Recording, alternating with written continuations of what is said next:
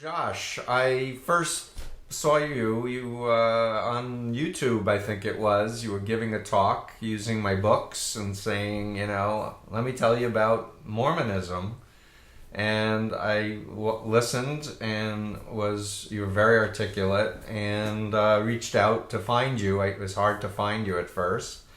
And just, I contacted you to say, hey, I've written a new edition of Combating and wanted to get your comments and if you're willing to, do this Skype interview with me. Sure. And there you are. Yeah. So Thank you. First, I guess, tell the audience what you'd like to about your background. So I grew up in a rural town in Idaho and was born into the Church of Jesus Christ of Latter-day Saints, better known as the Mormons. Mm-hmm. And I grew up in that my whole life and really didn't kind of know anything different. And I was an active member up until about 5 years ago. I'm 35 years old now. I think I was around 30 or 31 years old when one of my brothers had left. And when he left, he sent me like this 6-page email about all these problems and these things that he'd ran into. And of course, being the good brother I was, I thought, well, I'll just look through his information and show him how he doesn't know how to do research, and then pull him back into the fold. And it didn't take long, but a couple hours of reading that stuff to where I got pretty confused and pretty because I noticed right off the bat that this was not hearsay material. This was actual church documented material. So it was very disturbing to me that I'd never heard of some of these things before. Mm-hmm. My wife was a convert. She had grown up Baptist, and when we were dating, when we were like 20-ish, she converted to the church. Mm-hmm.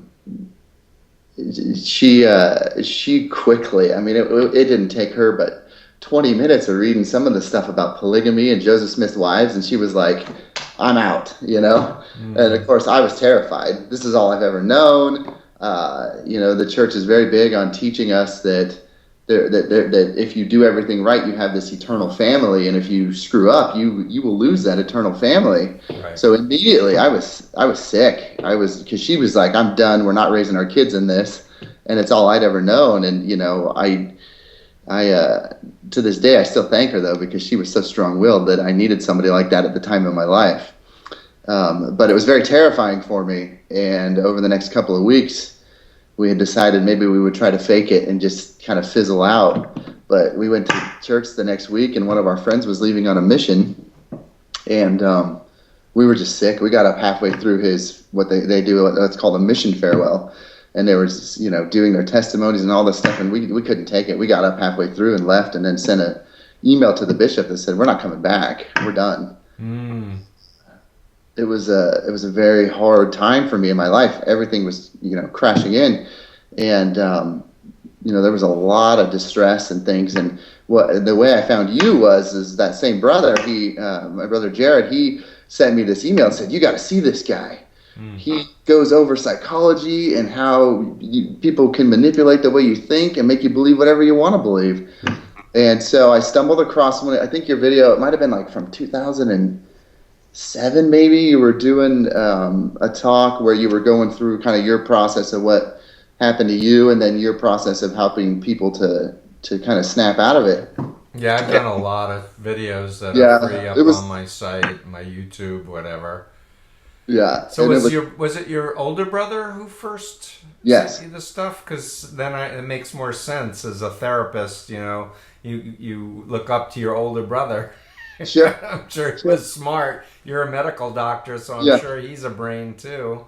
Right. And and that was part of the thing. I thought, well, I'm a doctor. I'll show him how to do research. And no, he was right, Mm. But so he had showed me your videos, and I'd had psychology courses in medical school and undergrad and things, but they don't talk about these kinds of things. Right. And I watched one of your videos, and I was just like, oh my gosh, that is amazing. And it made sense, and I wanted to know more. Mm-hmm. So then I ordered 2 of your books. I think you had 2 out at the time. I think you read the original Combating and then Releasing the Bonds. Exactly. And I I just kept reading and reading, and it would just hit home with me and what I had experienced. A lot of people, don't think Mormonism is a cult or whatever, but in my experience, your book and the things, the bite model, it works perfectly for what I experienced in growing up, and it really hit home with me. And if I can interrupt you just for a yeah. second and tell you that, for me, I really didn't know about the Latter-day Saints specifically. I had heard from people who were strong Christians who said, oh, they're a cult because they're not following the Bible the right way. But, as a person, as a therapist, and my whole modality is not to use theology as a criteria, but behavioral science and psychology, etc.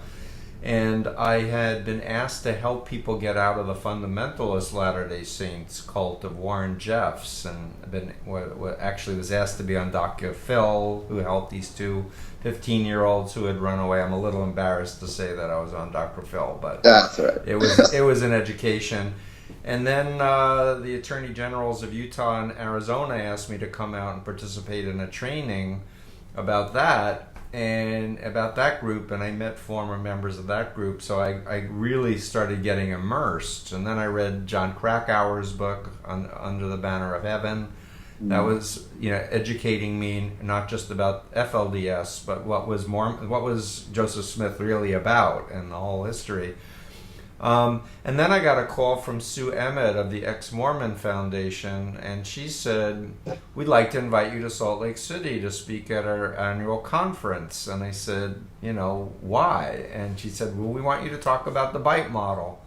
And I said, why? And well, because, a bunch of our people have read your book, and, we really want to learn. And we also want to teach you about what it's like living in the Latter-day Saints church. And so I went out there, I think it was 2008 or 2009, and it kind of blew my mind, to be honest. I was surrounded by 250 or so former LDS. Many of them represented themselves as 4th, 5th, 6th generation. And the guy who really blew my mind, I think his name is Ken Clark. I hope I'm not misremembering his name, but he was a PhD. He was a teacher at the Institute, and he did a talk on lying for the Lord, deception as a management tool of of the LDS Church. Yeah. And he did this whole presentation, and then at the end he recorded him and his boss, where he was saying to his boss, "You mean I have to lie to my students in order to keep my job here?" And the boss said, "Yes, that's correct. Otherwise, you're fired." And he said, "Well, then I quit." And that was the end of the lecture. And I was like, holy mackerel, that's really amazing. Yeah. And then I started, getting some queries from people who were hurting, who had been raised in the church, and I started, getting more knowledge, firsthand knowledge. And then I saw your video, and so again, I'm in a humble position of just really wanting to learn more, because every group has its idiosyncrasies. But the bite model, when I was doing it, I think we called the lecture "Releasing the Bonds," because at the time I had that book, "Releasing the Bonds" was out, and just everybody was bobbing their head as I was going through behavior control, information control, thought control, emotional control. So forgive me for interrupting, but that's how I come to this conversation with you, and so back to you. Sure. No, I actually did watch your lecture at that ex-Mormon conference. I've never gone to any of those, but I did watch that, and it was phenomenal. And so that just kind of helped.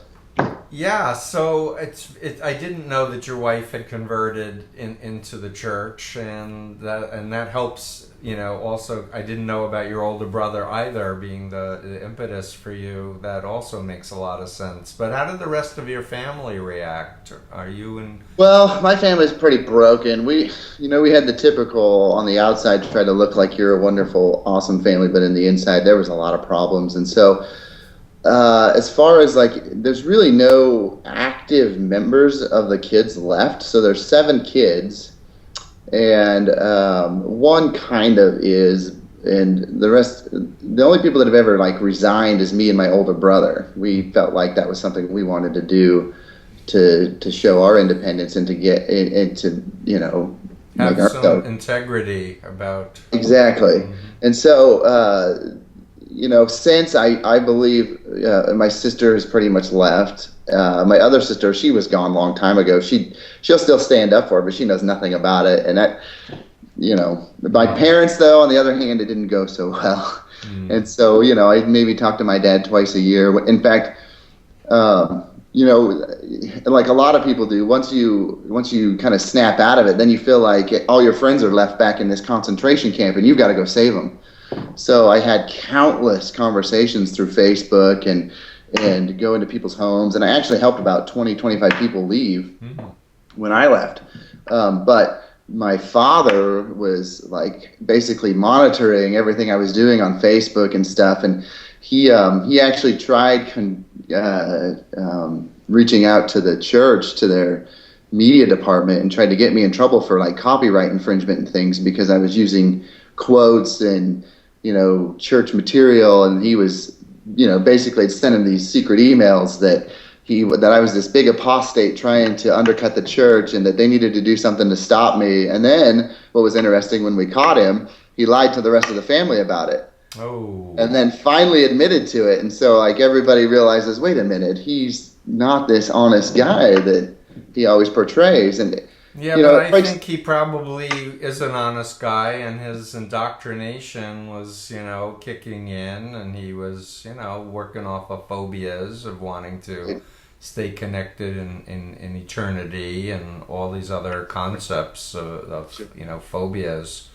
It's tragic, It is. It's so bad. But the Mormons aren't quite as extreme as the Jehovah's Witnesses, are they, about disfellowshipping people or excommunicating people?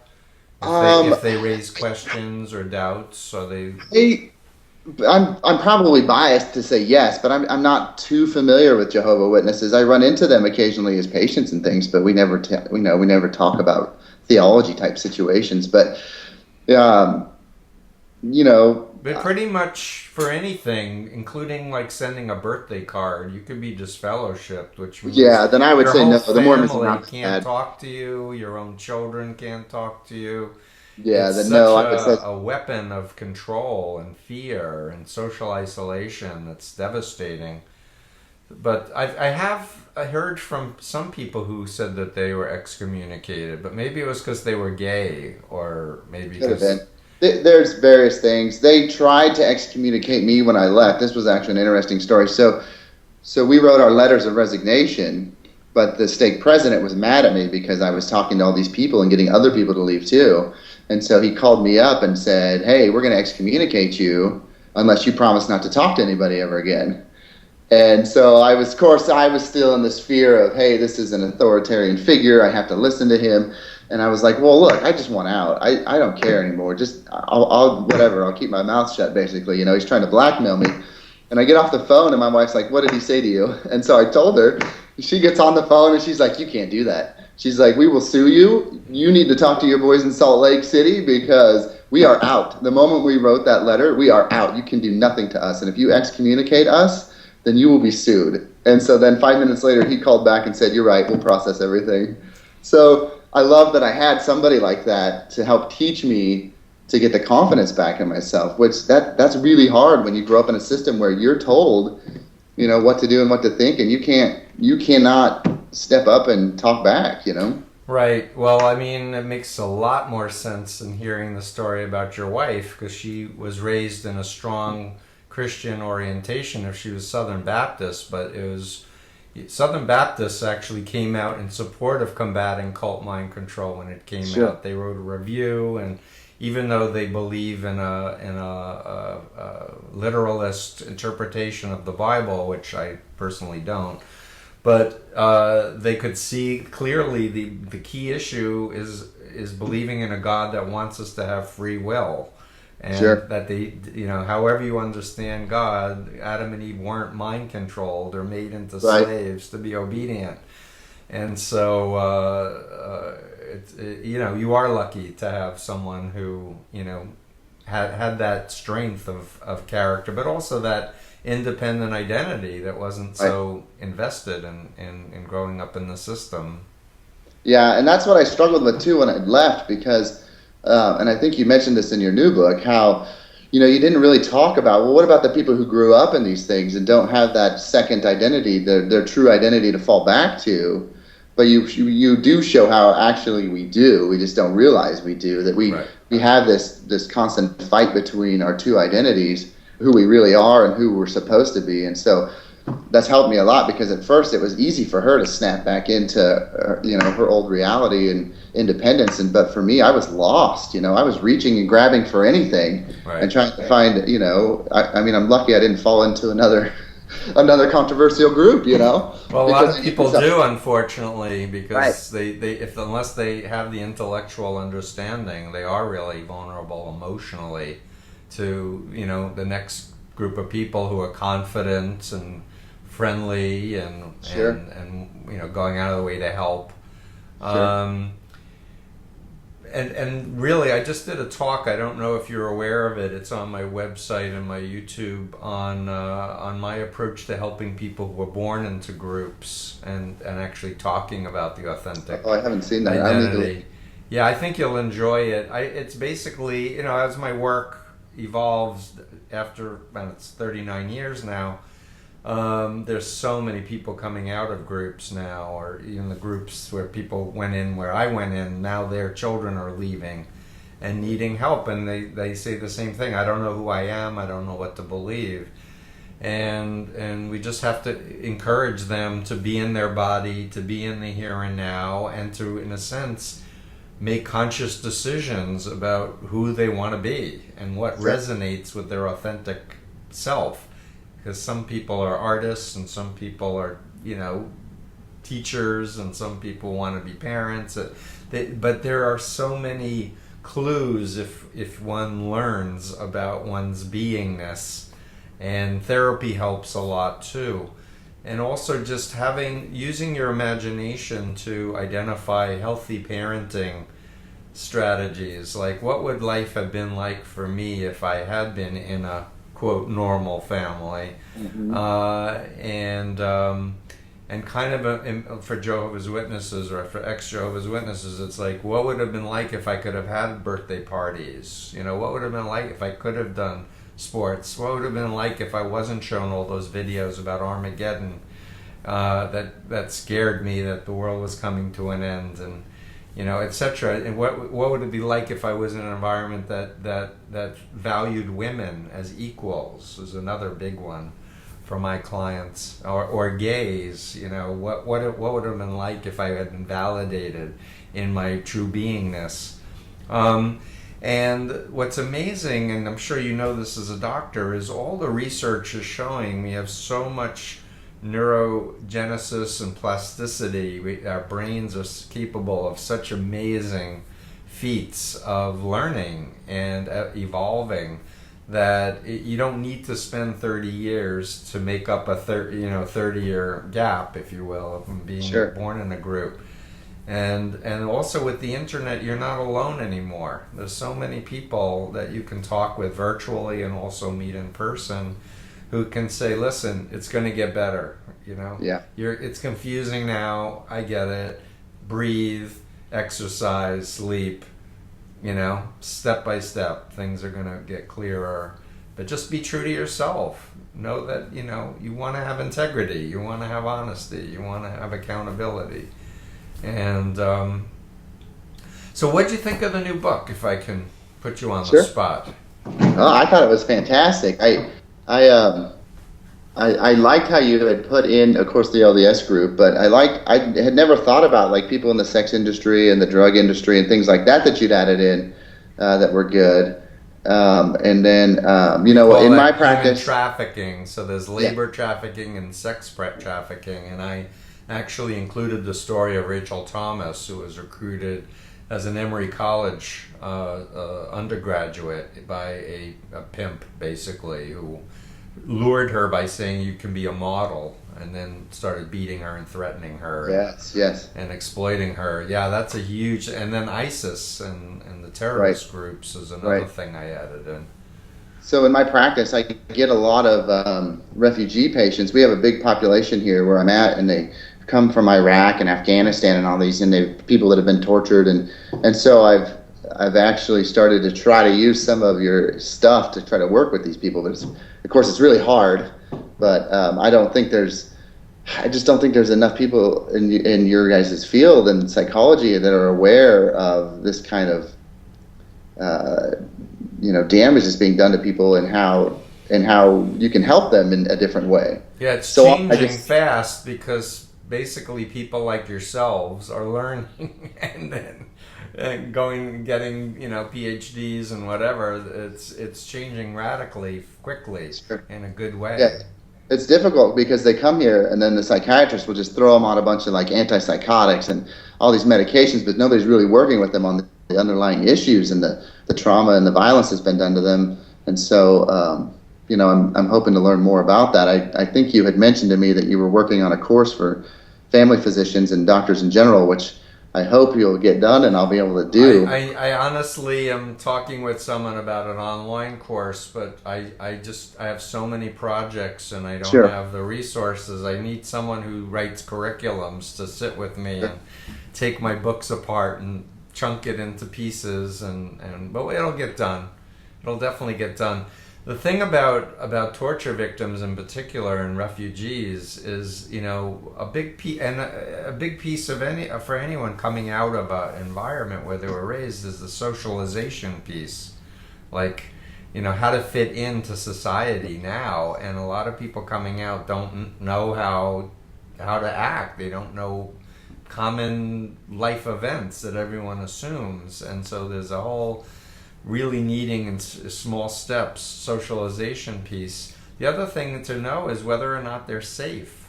Like, people who are coming out of the sex trafficking industry, a lot of them we need help from the police, and we need to assign them a new identity and send them to another location for them to be safe, or for their families to be safe. And you have to evaluate as a physician, is this person safe? Is this person eating? Do they have a place to sleep? Do they understand the language? Often they just need to start taking classes and start learning the language so that they can feel a part of their community. But mostly, if you can find healed representatives to mentor them, that's going to speed things up even that much more. Sure. Yeah. So back to my book. So I put more about the mind control thing. I think I've added Ash and Cialdini's work and just fleshed that out. I put a few graphics in there that hadn't existed before in the original book to help people just conceptualize the whole influence continuum. That influence is not bad. Is it being used to help someone be themselves, to make their own decisions, to respect their individuality, or is it being used to instill fear and guilt and enforce conformity and dependency? So I think that was helpful too. Yeah.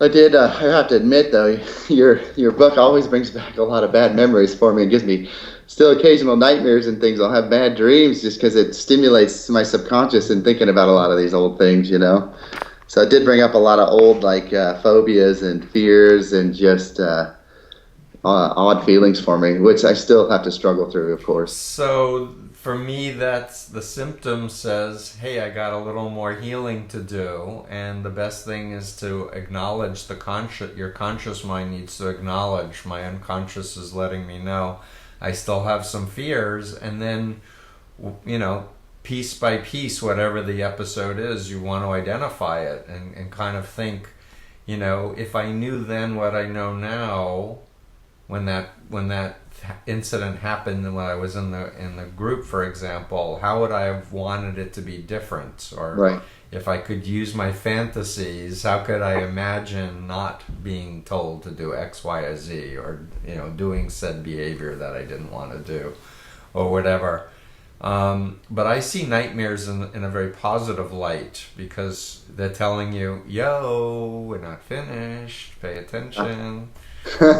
So write them down and Right, find a right. good therapist and talk about. It'll be Yeah, good for your kids too. yeah, probably. I won't embarrass you and ask you to if you want to mention any single one of them, but Oh, it doesn't bother me. Most of them. So when I was, so this is interesting. So around that the incident of 9/11, right? Up until that point, I had a testimony and I tried to be good, but I always struggled with following all the rules and the guilt and the doing everything. So of course, 9/11 hits, and I remember that day, and my dad. I called my dad just bawling, thinking, "Oh, this is it. This is Armageddon. This is the end. Is it going to happen?" And I don't think I have time to repent because, of course, in Mormonism, you've always got to be ready. You got to be pure today in case it's there.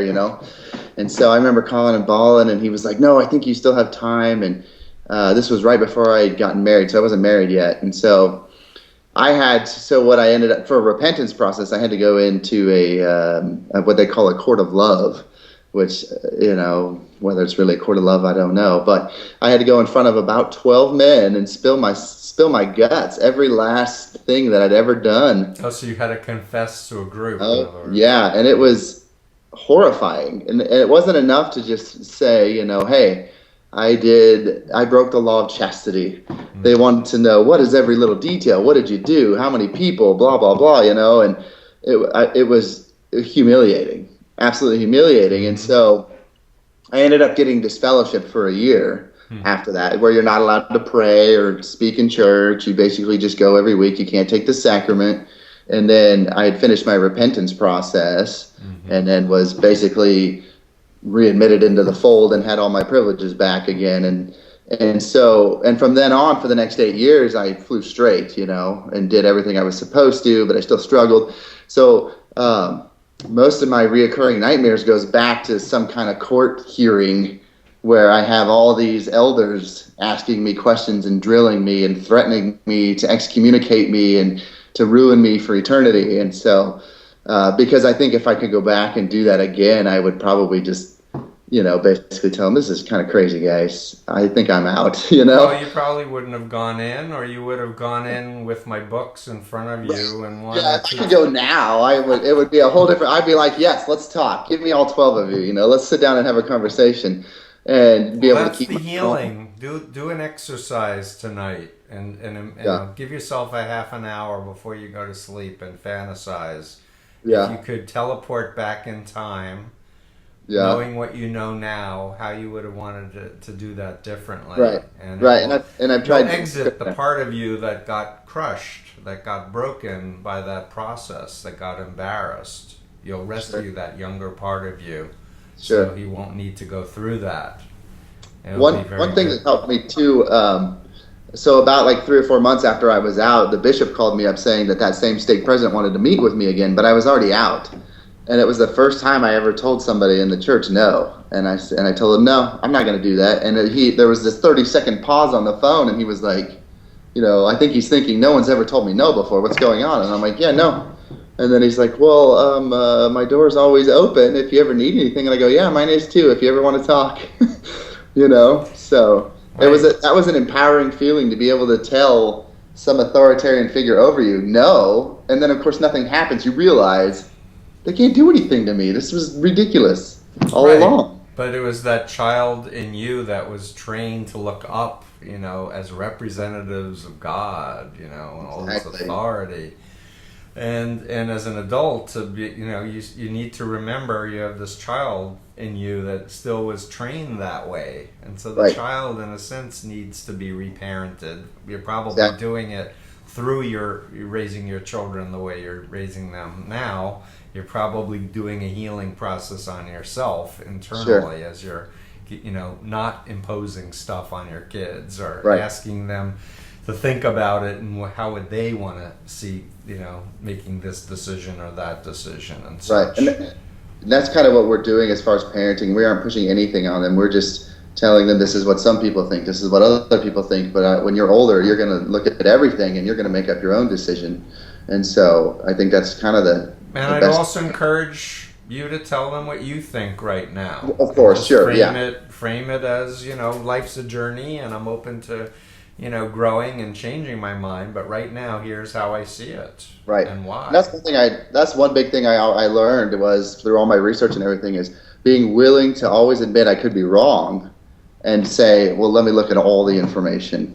Instead of having this idea that right now whatever I think and believe is absolutely right, I'm Hmm. open. If somebody can show me some type of evidence or Me information that shows too. otherwise, I will change my mind. And I think that's the fair and honest way to live. And I'm so much happier that way. Yeah, me too.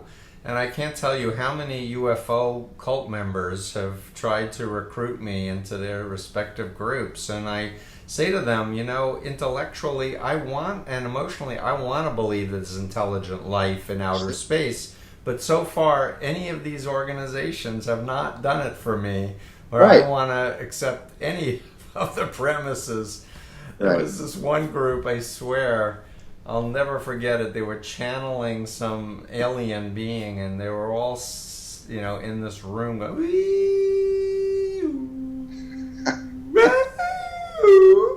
and like this is a language, and they're all like oh my god. Anyway, I was like, please,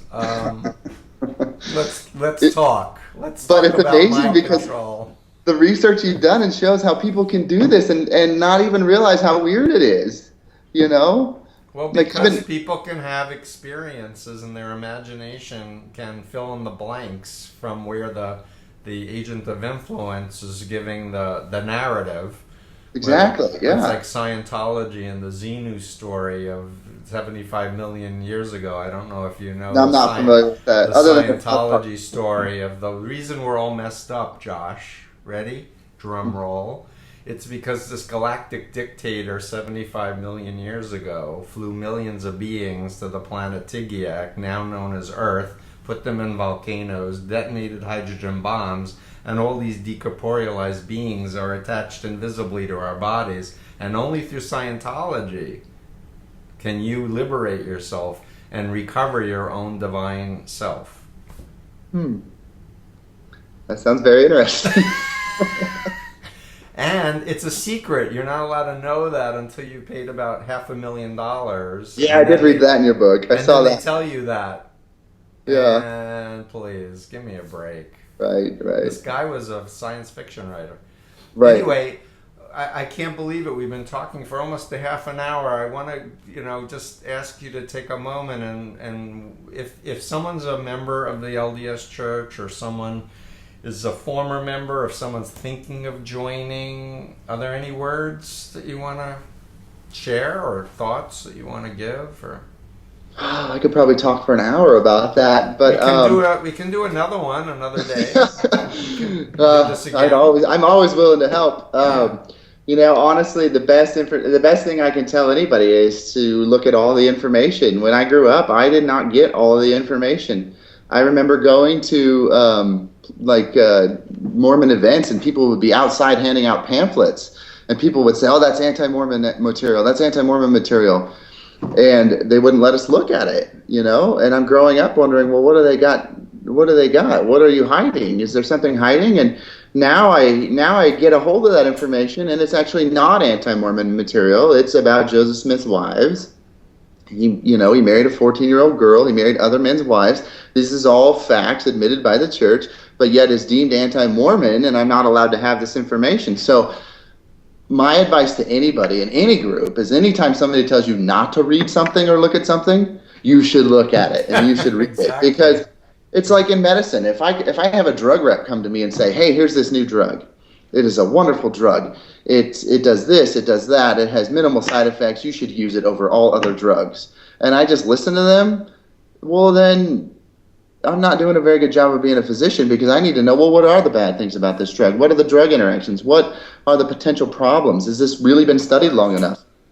If I don't look at all the information as a physician, then I'm going to give poor care. And it's just like in anything you do in life, if you're starting a business or you're joining a group, if you don't look at all the information and talk to people on both sides of the fence, you can't make an educated decision. Exactly. And then, of course, never go with your gut or your emotions, because I personally think emotions are conditioned responses that you can condition in any way, shape, or form. I mean, the Well, Mormons. emotions can be tricked and manipulated, and the women who were recruiting me into the Moonies were flirting with me, and Of course I not. didn't know that they were celibate and that we wouldn't be able to date. They gave me the impression that they thought I was a neat guy, and Right.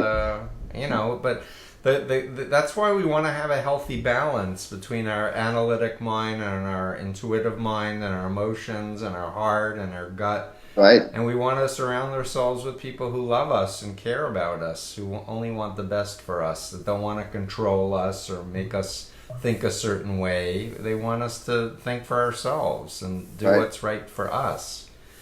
Yeah, And one of the most profound things that happened. So when I left the church, they're big on this. You feel it. You have this feeling. You know it's true. And of course, I felt it multiple well, times, talk and it's about addictive. that. Talk about the burning in the bosom Yeah. phenomenon, because for So non-members, they don't know what that means. right. So right from the get go, they start to condition you for this emotional response. If you just read this and do these things and modify your behavior. So stop drinking alcohol, stop drinking coffee, stop smoking, wear these clothes, attend this, attend that. Read this, When you read say that. clothes, you mean the underwear or something else? Well, eventually you get to the underwear, but I mean, just dressing more modest and nice, and Right. when you're recruiting somebody, and so they're already modifying your behavior, they're controlling your information, and then they're telling you if you do these things and you pray, you're going to get this emotional response. And when you go back to them and you say, I haven't got it yet, then they say, well, you're doing something wrong. It's your fault. Mm-hmm. It's the double bind, basically. And so if you let it continue on, and then eventually, yes, you're going to spark this emotional response. You get this burning in the bosom, and you feel something wonderful, and you say, that's it, because they told me that's what God would do. So now I know that's God. Now I know everything's true. Nothing else matters. And so what was interesting for me, and you feed on that. Like every Sunday, you're trying to feel that feeling. Yeah. You go to church, if you don't fall asleep, you're trying to get that feeling. Right. And so, when I left the church, what was interesting, so I had a stint where I left Mormonism, went Christianity, and now I'm basically just blah. I'm out of religion right now in my You're life. probably a humanist, like a Yeah, lot of humans, people. basically. Yeah, sure. You And believe so, in being a good person and do unto yep. others as you want them to do unto you. Right, for no eternal reward. I'm just being a nice person because I choose to be a nice person. Right. I don't really. There's no stick over your head or carrot. Exactly. Metaphysically, you're just Right. being a So, good person. but so I moved from Mormonism, and then when I went to Christianity, I had the same feelings. I would cry and be emotional and have that burning in the bosom. And so when I told You my had a dad burning in this, the bosom with Christianity? well, yeah, because I was conditioned that Oh. way. So like anytime I have an emotional thing happen, and of course as a humanist, I still get it. I still like it with nature or something. I'll get this emotional response, which I hate because it's like PTSD from Mormonism because I'm like, oh, So it's we'll do because of that. another video. We'll talk about undoing triggers. Maybe that would be good. Yeah. Because it But sounds anyway, like you have a trigger, my friend. but what was interesting was I told my dad this because he was still trying to get me back, and I said, well, how come, Dad, when I tell all the Christians about my Mormon experience and how I came to being a Christian, I have the same response, and I had the burning in the bosom and the crying, and then he kind of did the, well, I don't know, sometimes we just don't understand things, and I was like, well, I can't trust those feelings now. If that's what you've told me my whole life, if I'm still getting them over here, either God's playing this nasty trick on me, or it's psychology. Yeah, I would say, Pavlov rang a bell and the dog salivated. Exactly. That's closer to an accurate, explanation of how fast we can associate a thing with a thing. And Right. I want to tell quickly a story of a young man that I helped who was in this meditation cult. And part of the way they hooked people was that when you're ready, you'll see a golden light around the guru. But you have to be spiritual. You have to be ready, because if you're not ready, then you shouldn't be even near the guru.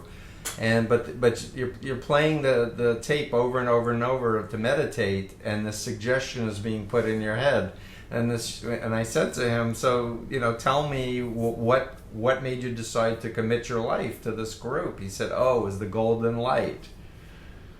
It was the same thing as the burning in the bosom, but it was Yes. a power of suggestion with a different phenomena. We call it another form of mystical manipulation. But on a psychological level, it's really a misattribution. That it's God versus Right. a human being who's put these ideas in my head to Right. respond this way.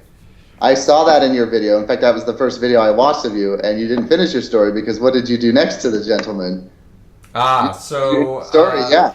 Yeah, so he put me on the spot. I said, Jim, I've studied hypnosis, and I think that what was happening was a hypnotic suggestion to have this experience. He said, oh no, this was a real spiritual experience. I said, well, would you consider the possibility that it might be just a replicable, hypnotic suggestion? He said, sure, but, prove it to me. Right. So I was like, uh-oh, now what do I do? And I just, thought really fast. And I said, I want you to close your eyes and meditate the way Rama told you to meditate, but go deeper than you've ever gone before. And I swear I was not using a trance voice, trance voice, Right. like that. I just said, I want you to go inside and meditate deeper and don't open your eyes until you're fully ready to see a brighter light coming from me. And then I just waited for like 2 or 3 minutes. He opens his eyes. He goes, whoa, that's even brighter than Rama. That's it. I'm out. I'm done. Right. And it was like, hooey. Right, like, I had to get my friends out. He was right. like immediately wanting to rescue his friends. Yeah. He's a very cool guy. Yeah, that story was phenomenal for me. And that helped me with this emotional response that I get, knowing, hey, it's the same kind of thing, just, it's a different subconscious stimuli that's making it happen. Mm-hmm. Yeah, exactly. Yep. So, let's do another one. Okay. But at the risk of being promotional, because I'm trying to get people to actually realize, if you read the original one, you would say there is a value to reading this one? Oh, yes, definitely, yes. Yes. Give me a few more words, please. I'm not pushing it too much. I think one thing that I really like, because I really tried over the years to help others get out, but the problem I run into is giving too much information off the get-go or my personal opinions and not working on trying to get others to think for themselves. And so I struggle with that. And your book very well lines out how to help people, and that it takes time. It's not going to happen in one day or one conversation. It could take years. Mm-hmm. And so I like how your book lines out some helpful processes of how to get people to think for themselves and how not to overload them and to just, continue to be their friend and continue to love them and continue to just ask them questions to make them think and not be too over the top. Because when I first got out, I was an in-your-face, you're wrong, blah, blah, I saw your video. It was very intense. I know. And that's why I love that we get to do this, because I feel like I can somewhat redeem myself a little bit, because I was pretty emotional during that video. I loved it, actually. The passion was fantastic. But people can watch you then and watch you now and say, oh, he's matured.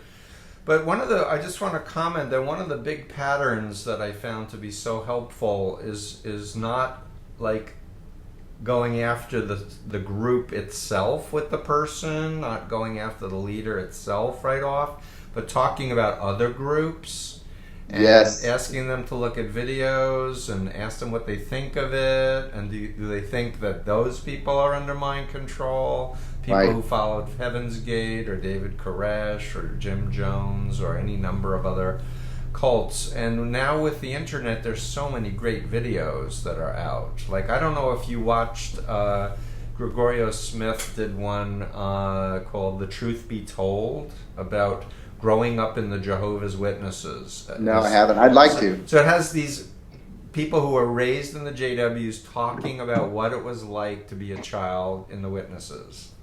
And I really think it would be very interesting for someone who grew up in the Mormon church to watch that and just make the parallels. Sure. You tick them off. What's the same, what's different about what was your experience versus them? And maybe someone will do a similar film about growing up. Because Yeah. I was surprised when someone first told me that the Mormons have bunkers with food ready for the Armageddon, bunkers with guns, and just I don't know about any of ready that, for but the I ready think there's a for mountain the somewhere with a vault. I don't know. yeah. Well, that's what I heard anyway. Was that Yeah. they're ready for civil war, they're ready for Armageddon, they're ready for anything. Scary for me. Yeah. 'Cause, yikes. So it's a pleasure. Thank you so much. Time has gone zippity-doo, and let's make a time and do part 2, and you can Sounds good. you can pick my brains. And in the Yeah, meantime, maybe. do that visualization of going back to the point where they were summoning you to the thing. Only do it again the way you would have wanted to do it if you knew then what you know now. Sure. And let sure. me know how it goes. Yeah, I'll work on it. Good. Good. No, it's fantastic. I appreciate all the work you've done. It's been a tremendous help to me and a lot of people. So Yeah. keep it up. Thank you. Take Yeah. care. All right. Have a good day. All right. Bye.